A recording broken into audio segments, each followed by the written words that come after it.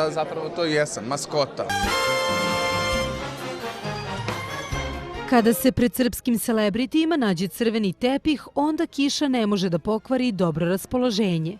11. rođendan jednog nedeljnika prošao je u znaku dobre zabave. Ne smijem da pijem uopšte, zato što sam počeo da treniram i da jedem zdravo. Milan Stanković požalio nam se na emotivni status. Nije bolje kad si solo, verujem.